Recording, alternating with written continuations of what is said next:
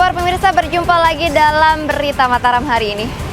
Sejumlah berita penting dan menarik lainnya telah kami siapkan untuk Anda dan berikut diantaranya.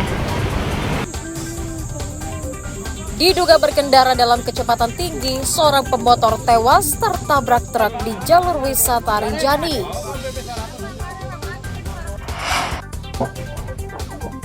Video perusakan baliho paslon beredar di media sosial. Bawaslu berjanji akan menindak tegas para pelaku.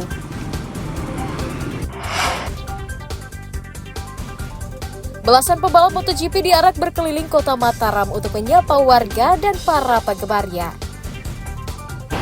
Bersama saya Rahayu Japar, inilah Berita Mataram selengkapnya.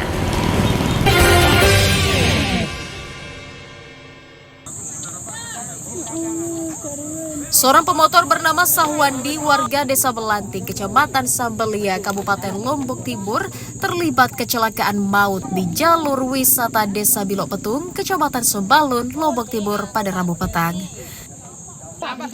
Peristiwa naas itu menimpa korban saat ia akan pulang ke rumahnya usai berdagang di Pasar Sembalun dan melintasi jalan wisata yang berkelok dan cukup curam.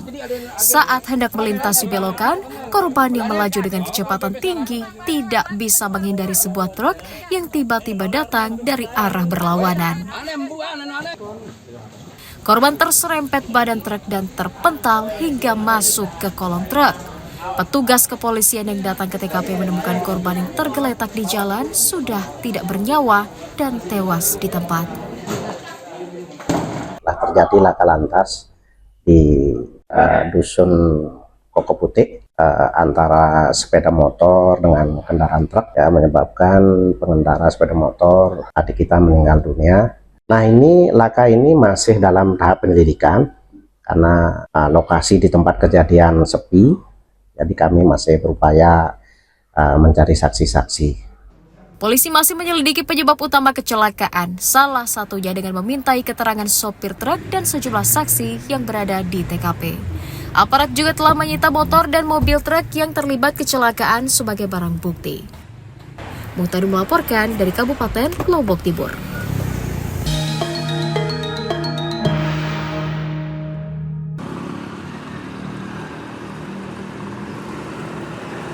Memasuki masa kampanye, aksi perusakan baliho milik salah seorang paslon bupati dan wakil bupati Lombok Barat yang viral di media sosial disorot pengawas pemilu. Dalam video berdurasi kurang dari 1 menit, 2 orang terlihat merusak baliho yang terpasang di salah satu sudut jalan menggunakan parang. Video tersebut langsung menuai komentar beragam dari masyarakat karena khawatir akan menimbulkan gesekan di masa kampanye pilkada saat ini. Menyikapi hal itu, Badan Pengawas Pemilu NTB telah mengecek konten video dan saat ini sedang memburu para pelaku dibantu aparat penegak hukum. Bawaslu berjanji akan memproses hukum kasus tersebut jika ditemukan indikasi bahwa tindakan itu sengaja dilakukan sebagai bentuk kampanye hitam. Bisa dilaporkan oleh pihak-pihak yang merugikan. Tapi dalam konteks ini karena baliho-baliho ini belum masuk kualifikasi alat peraga kampanye, itu masih menjadi milik dari pasangan calon, ya, yang ada sekarang ini, sehingga ya silahkan proaktif untuk melaporkan ke instansi terkait, gitu. Karena itu kan properti mereka, ketika ada kerusakan terhadap propertinya, ya tentu saja mereka yang harus bertanggung jawab, yang pemilik properti yang melaporkan. Bawaslu juga menyarankan paslon yang merasa dirugikan melaporkan kasus perusakan tersebut agar segera ditindaklanjuti sehingga para pelaku bisa diproses dihukum sesuai aturan. Dari Kota Mataram, Emi Kusuma melaporkan. Badan Pengawas Pemilu Kabupaten Lombok Barat mengingatkan aparatur sipil negara dan perangkat desa tidak terlibat politik praktis memasuki masa kampanye paslon pada pilkada di daerah.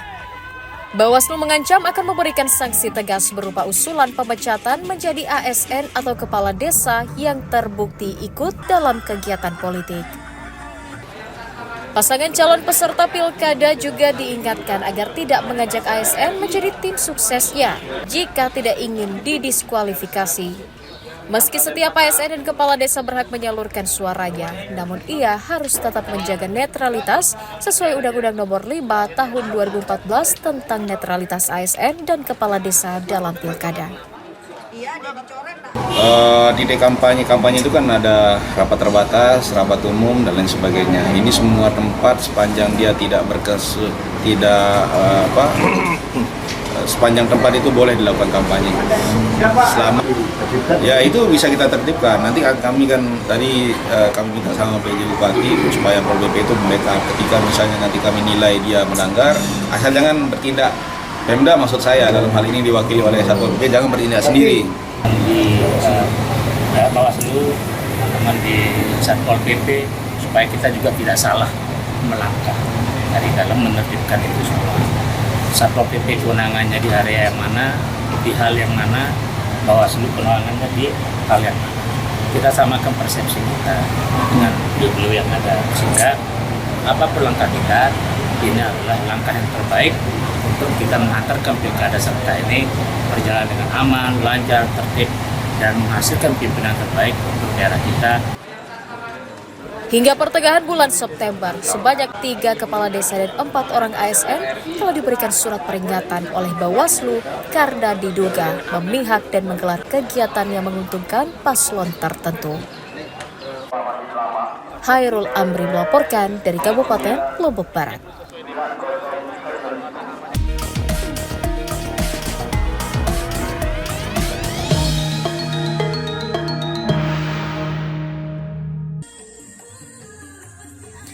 Puluhan warga desa Merembu, Kecamatan Labu Api, Kabupaten Lombok Barat menyerbu operasi pasar murah yang digelar Dinas Ketahanan Pangan Provinsi NTB pada Kamis pagi. Sebagian besar warga berburu bahan pokok dan bumbu dapur seperti beras, telur, minyak goreng, cabai, dan bawang. Pada operasi tersebut, beras dijual Rp11.400 per kilogram, telur Rp48.000 per papan, dan minyak goreng Rp15.000 per liter. Sementara cabai rawit dijual Rp24.000 per kilogram, bawang merah Rp14.000 per kilogram, dan bawang putih Rp10.000 per kilogramnya. Pasar murah sengaja digelar untuk mengatasi lonjakan harga pangan akibat kemarau dan terbatasnya stok pangan akibat tingginya konsumsi warga di bulan Maulid.